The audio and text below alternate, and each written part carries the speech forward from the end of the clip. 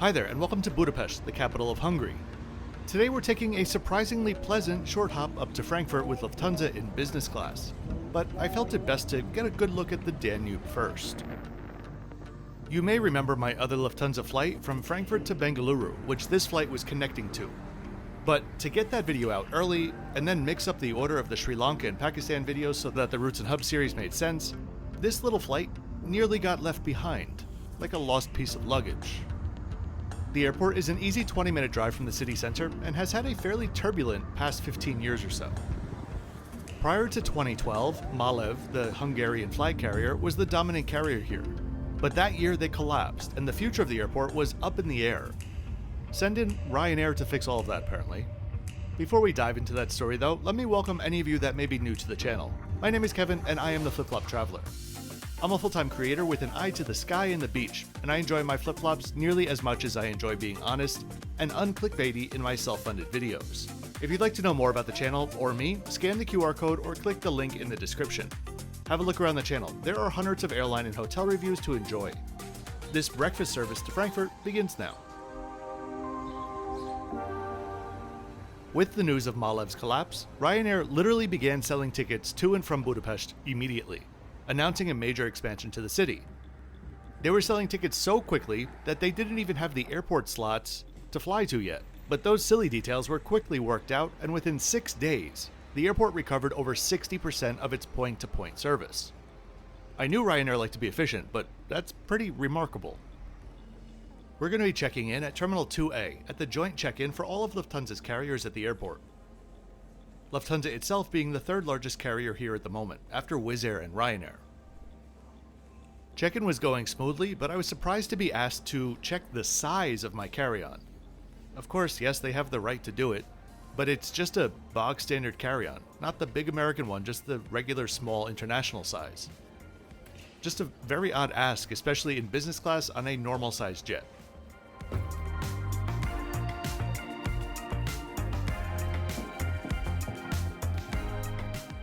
I like how you can kind of imagine the bones of this airport decades ago with this large central passenger hall. Lufthansa Group is kinda like one of those nesting Matryoshka dolls. Currently, they own and operate, at least partially, over a dozen airlines, including Austrian, Brussels Airlines, Discover, Eurowings, Eurowings Europe, Swiss, Lufthansa CityLine, Lufthansa City Airlines, Air Dolomiti, Edelweiss, ITA Airways, and Sun Express, and I'm sure I'm missing at least a couple. One level above, there are many eateries, as well as a tiny Plaza Premium Lounge, which I access with Priority Pass.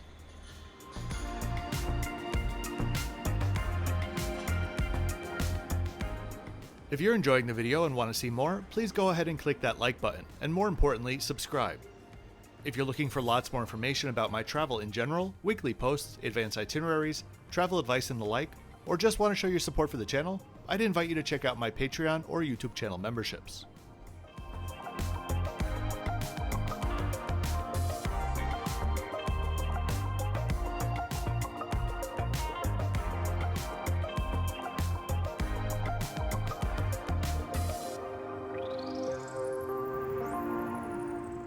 Lufthansa's re-establishment came in 1953. At the time, West Germany didn't control their airspace, so it took a while to acquire rights to fly. But once they did, they expanded rapidly. They launched domestic flights in April 1955, international flights the next month, and intercontinental flights the month after that. By passengers carried, they're the second largest group in Europe, but by revenue, they're the largest.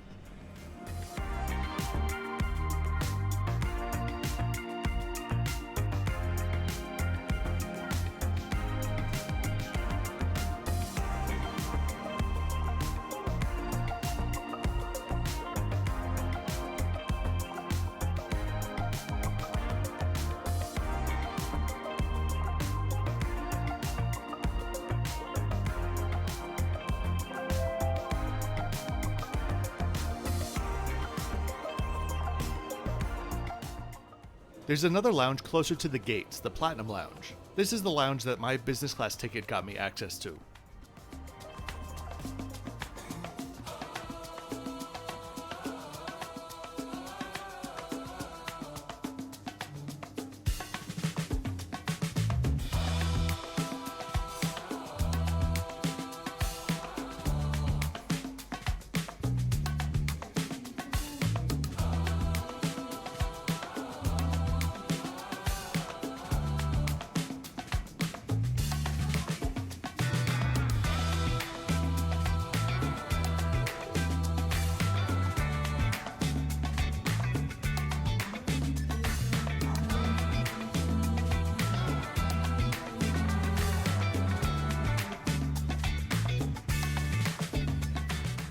Boarding began just a few minutes behind schedule. Today we'd be flying a 9-year-old A320.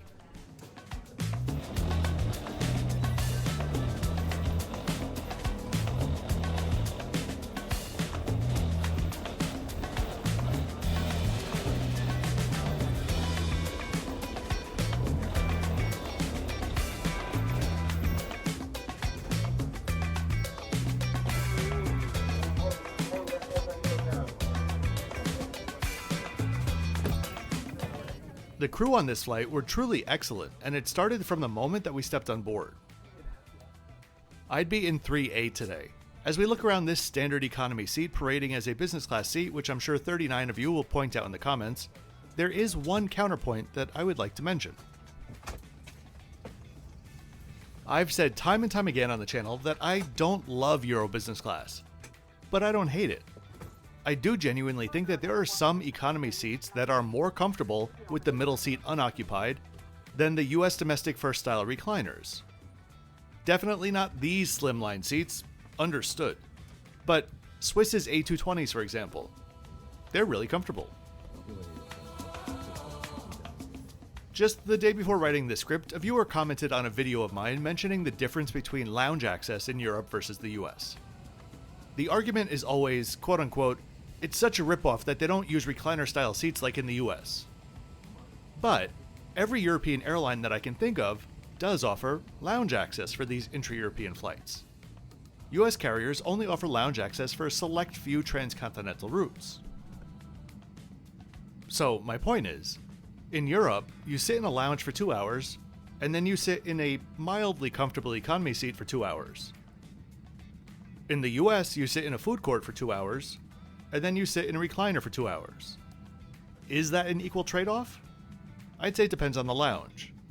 I'll take Air France's Saigon lounge plus their Euro-style business class seat any day of the week over no lounge and a US-style seat. This isn't to mention that I think the food in Euro business class is generally far superior to the crap that US carriers serve these days. So, I'm not saying that one is better than the other. To me, it's genuinely a toss-up, but I just thought that that was an interesting counterpoint to the whole damn you European business class argument.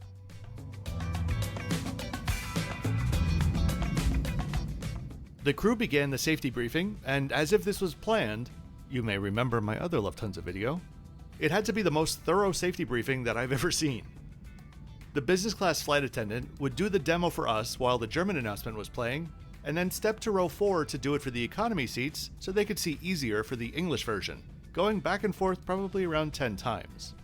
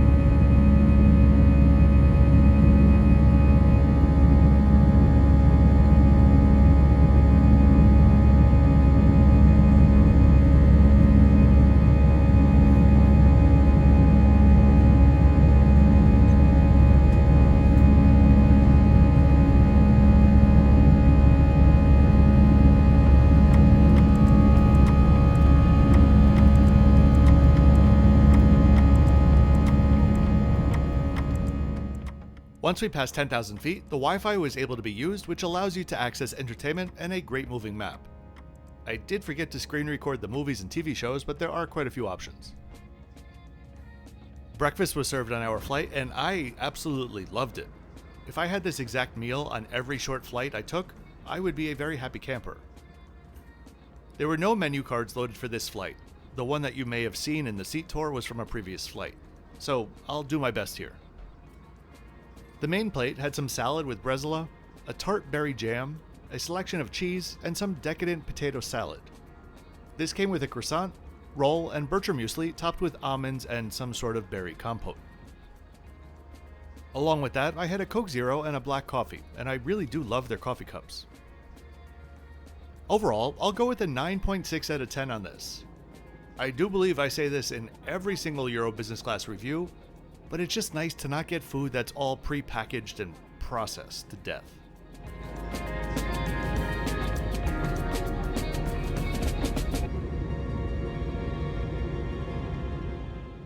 Bottles of water and chocolates were passed out afterwards.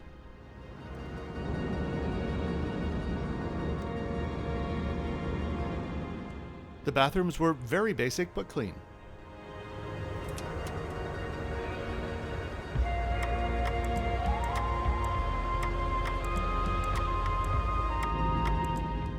Service on board was warm and efficient, with more drink passes than I can count. From the moment the service started until we were descending, the crew was available in the cabin for anything that was needed. Now, so far, we can clearly see that despite my past video about Lufthansa, I do not think they are a horrible airline. But sometimes they really do just dig their own holes to burrow into.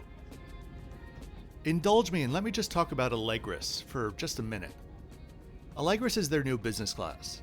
There are like 7 types of business class seats within this new cabin, some with extra legroom, some extra wide, and they charge accordingly. This was announced in 2017. After countless delays, they finally launched it in 2024. I don't know exactly how many A350s are operating with it right now, but I'm gonna guess I can count with them with my fingers on one hand. The new first class cabins that are meant to be on those planes, though, still aren't ready, so those spaces are completely blocked off. Believe it or not, that's not the embarrassing part yet. There are 2 absolutely absurd quirks about the program.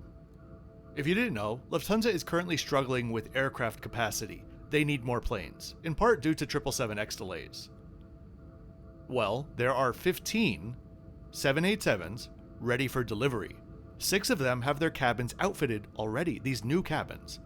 But they can't use them since the seat on the 787 is slightly different than on the A350, and they can't get approval for it.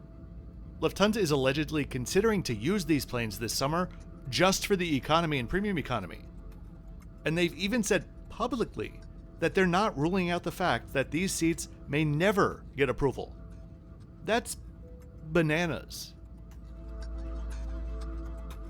Second thing. Okay, Swiss will be getting the same seats with different finishes. Swiss's carry-on policy is a limit of 7 kilograms per person, just remember that. So la-di-da, everything is going great at Swiss, until someone realized, quite recently they realized, that the new first-class Allegris cabins are too heavy for their A330s. So in order to balance the plane, they need to add 1.5 tons of counterweight to the rear of the plane. 1.5 tons. That equals 214 carry-on bags, or 2 Clydesdales. So, the next time that Swiss tells you that your bag is 1 kilo over, well, don't do anything. Follow the policy. But, in your mind, remember this. I'm not picking on Lufthansa in the sense that whatever airline was going through this, I'd be talking about it in precisely the same manner. But honestly, I've never seen such an embarrassing product launch for any airline before. Half of me is kind of expecting Lufthansa to just start installing off-the-shelf reverse herringbone seats in the coming years and just call it a day. We shall see. And with that, a beautiful landing in Frankfurt.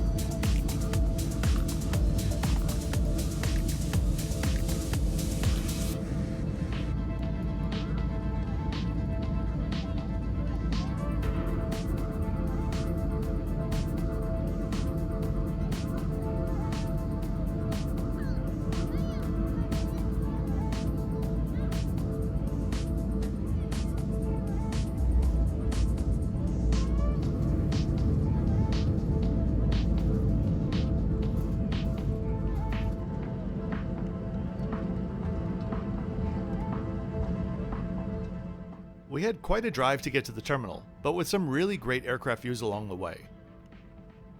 This airport really is a powerhouse for quad jets.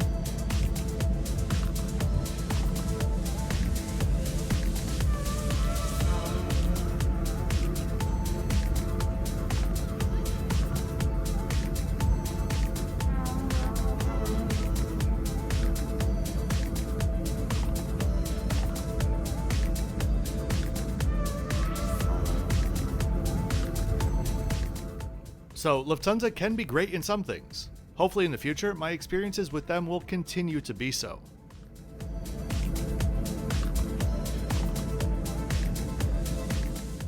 I had Lufthansa at a 4, but I think I can bring them up to a 5 with this flight.